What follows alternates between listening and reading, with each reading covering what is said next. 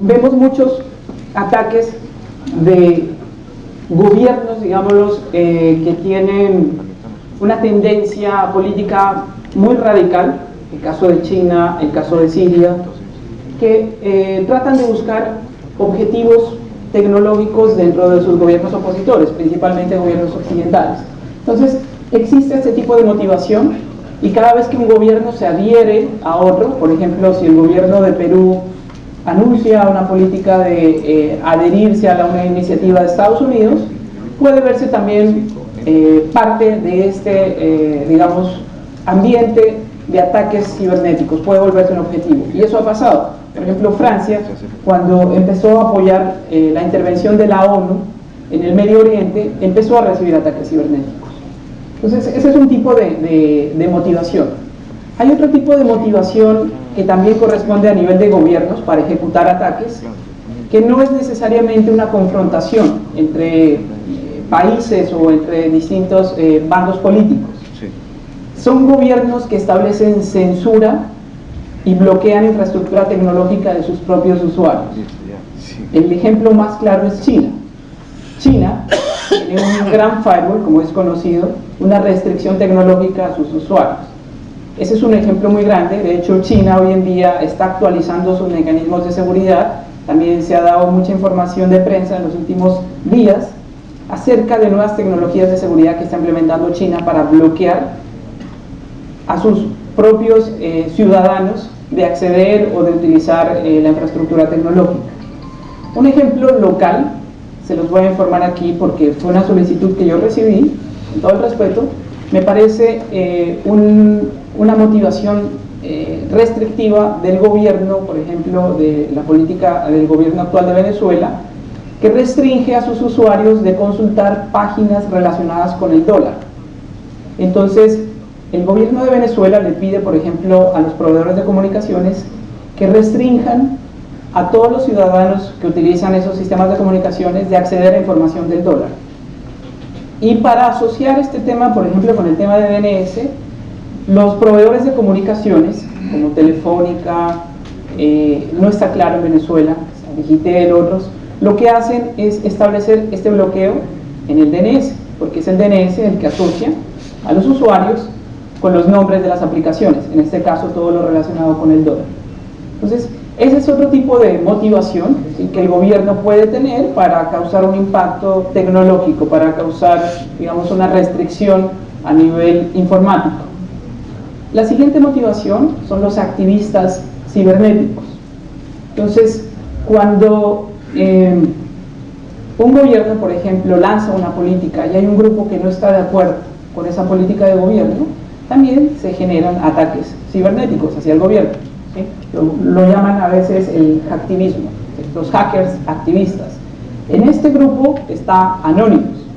Anonymous generalmente tiene unas causas por las cuales ejecuta sus ataques. Esas causas muchas veces tienen grupos a favor, pueden ser, digamos, criterios válidos, pero lo que no podemos validar es el cómo, el proceso, cómo ellos protestan, impactando otras organizaciones. Y después de eso, ya en una menor proporción para el gobierno, los atacantes o las motivaciones de los atacantes pues son fines criminales particulares o ataques de individuos personales, digamos, no masivos. Entonces, estas son las motivaciones, digamos, más o menos clasificadas por orden de importancia de los atacantes para impactar la infraestructura tecnológica del gobierno. Bien, vamos a entrar un poco más de fondo al tema de este servicio, que, como les decía, pueden verlo como una piedra angular. Cuando este servicio falla, se lo repito nuevamente, desconecta a los usuarios de las aplicaciones. Y esto pasa dentro de la red, digamos la red interna de la empresa o del ambiente de gobierno. Es decir, si tengo sistemas internos como correo, como un ERP, como una aplicación core importante, y impacto el DNS interno, los usuarios no pueden acceder a las aplicaciones.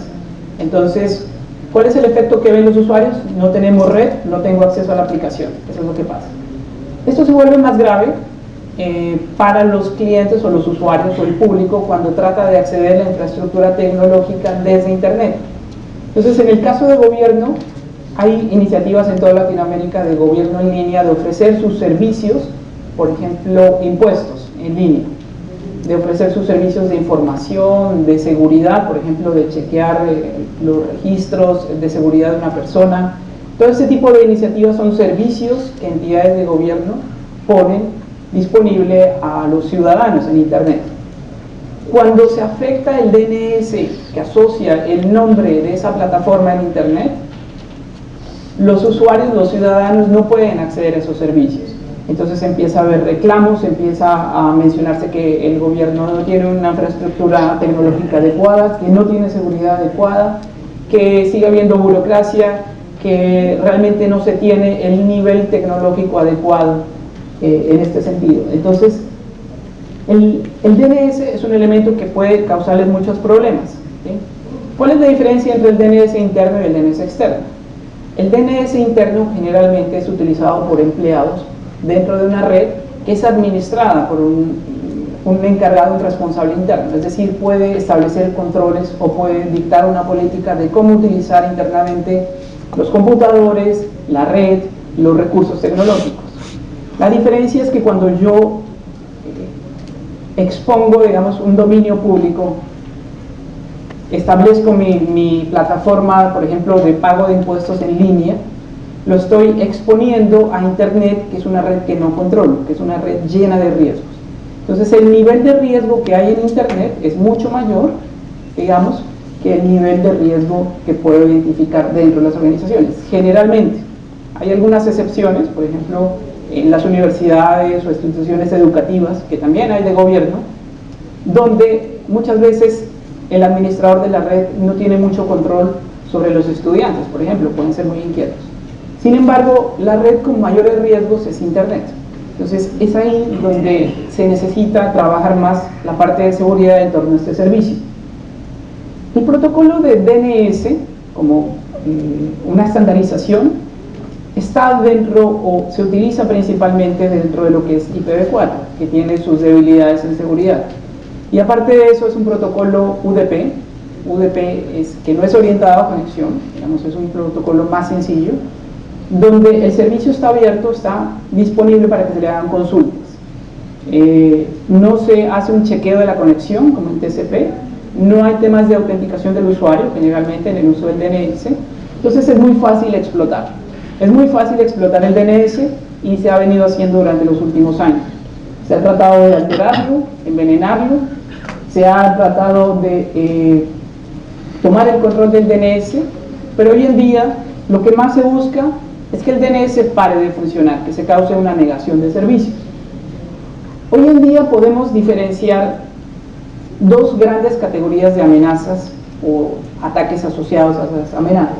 Podemos identificar ataques volumétricos, es generarle mucho trabajo al DNS para que simplemente por su capacidad no lo pueda manejar y empiece a dejar de atender a las consultas legítimas, a los usuarios válidos.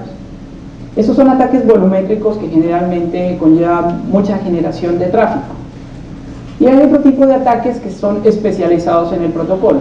Por ejemplo, con una simple consulta poder dar de baja al DNS, ¿sí? Una consulta que puede contener un exploit, que puede tener una alteración del protocolo y que el DNS como servicio al recibir esta conexión le puede causar una falla.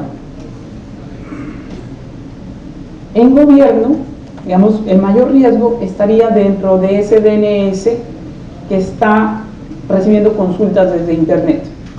Es ese DNS que atiende los dominios que terminan, por ejemplo, en .go.pe, por ejemplo, presidencia.go.pe. Entonces, cuando alguien va a buscar presidencia.go.pe, lo primero que hace sus dispositivos de acceso, sea su smartphone, su tablet o su computador, es generar una consulta de DNS. El navegador no se conecta directamente en un principio a la página del gobierno. Lo que hace el navegador es que tiene un cliente de DNS, es decir, una pequeña aplicación que es capaz de preguntarle a un DNS para recibir una IP. Y luego el browser o demás aplicaciones tipo cliente se conectan a una IP. pero antes de eso siempre existe una consulta de DNS. Y cada vez hay más consultas de DNS. Cuando ustedes abren su aplicación de Facebook en su dispositivo móvil o en su computador, se hacen al menos unas 15 consultas al DNS antes de que se abra la aplicación de Facebook. Hay una dependencia cada día mayor del DNS. Todos los aplicativos que se descargan a sistemas móviles hacen consultas a DNS. El browser utiliza DNS. El servidor de correo, cuando se conectan desde sus casas al servidor de correo de su organización, utiliza el DNS. Cuando establecen una VPN, lo más probable es que utilicen el DNS. ¿Cuál DNS utilizan desde Internet? Si van a buscar un dominio del gobierno, van a buscar el DNS que tiene la información de esos dominios, que es autoritativo para esa información, es el DNS autoritativo del gobierno. Entonces, dentro de las organizaciones hay alguien responsable, obviamente, de administrar este equipo. Una persona que va a decir presidencia.gov.pe tiene esta dirección, por darles un ejemplo. Pero esos 36 bytes, si yo le pregunto a esta base de datos que me dé toda la información de un dominio, me puede entregar una cantidad de información de un tamaño 100 veces o más. Entonces tengo un amplificador muy bueno, un factor de amplificación realmente importante. Este factor de amplificación es utilizado ¿para qué? Para generar tráfico. Mucho tráfico es lo que necesitamos en un ataque de negación de servicios.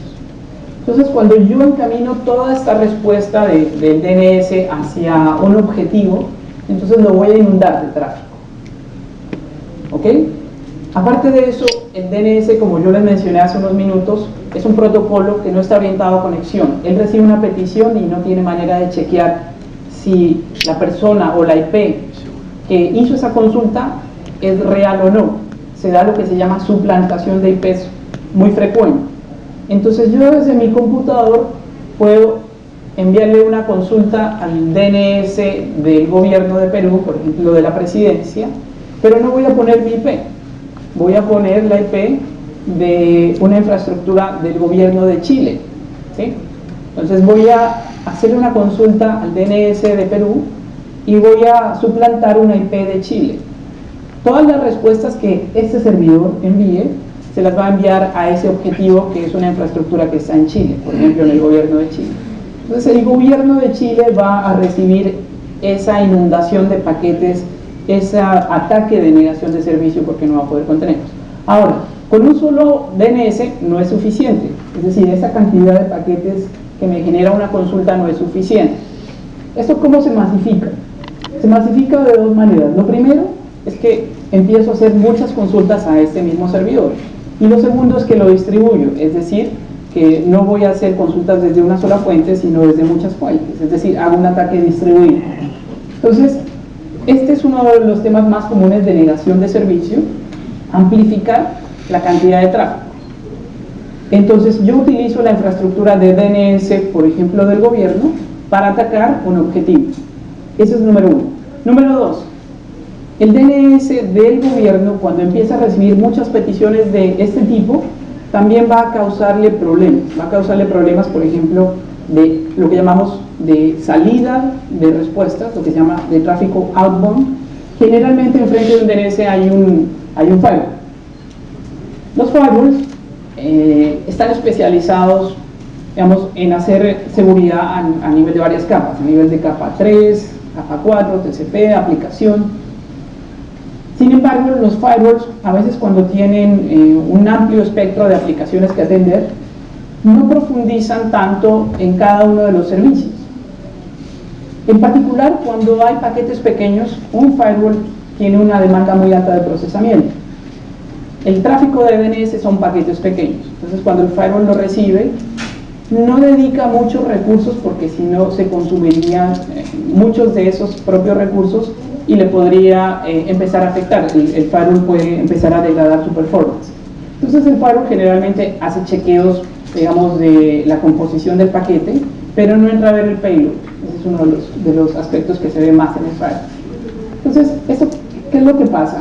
El firewall, cuando empieza a recibir muchos paquetes de salida del servidor del DNS, él puede empezar a restringir y él se puede empezar a volver un cuello de botella. Entonces hay un problema, ¿sí?, de inundación de los canales de salida de la infraestructura tecnológica del gobierno. Con ese tipo de ataques se afecta a la víctima y se afecta a los canales de salida de la institución de gobierno. Entonces vamos a hablar un poquito de mejores prácticas. Fíjense que para tener una respuesta amplia de mucho tráfico de esta base de datos que es el DNS, el tipo de consulta que yo le tengo que hacer es deme todo, ¿sí? Por ejemplo, es una consulta tipo ENI. Deme toda la información que tenga del dominio presidencia.gov.pe. Entonces, ese tipo de consulta de deme todo o tipo ENI es un tipo de consulta que no es muy común. Generalmente se utiliza para hacer un troubleshooting, para mirar la información del DNS y mirar si está correcta o tiene algún problema. Es decir, una aplicación normalmente no utiliza ese tipo de consulta. Entonces yo puedo empezar a monitorear el tipo de consultas que estoy recibiendo y también desde dónde las estoy recibiendo. Cuando yo identifico que estoy teniendo consultas de ese tipo de amplificación tipo ENI, yo identifico la fuente, la IP, desde donde viene, y puedo empezar a establecer, digamos, controles de seguridad. Por ejemplo, bloquear ese usuario para que no abuse del DNS o ponerle una tasa máxima de consultas a una IP. Obviamente también es importante mirar cuáles son los usuarios que más utilizan el DNS. Un usuario tiene una tasa normal de consultas al DNS, pero si yo veo algo como esto, digamos un pico de consultas desde una misma IP, puede ser un caso de abuso, parte de un ataque. Entonces también empiezo a hacer. Lo primero que tengo que tener es visibilidad de cómo están utilizando esta plataforma. Ahora, otra práctica que yo debo poner en sitio es tener la capacidad de contener esos ataques y de recuperarme de esos ataques, ¿sí? Lo que hoy en día se habla de la resiliencia, la capacidad, ¿sí?, de volver al estado normal. Y también tener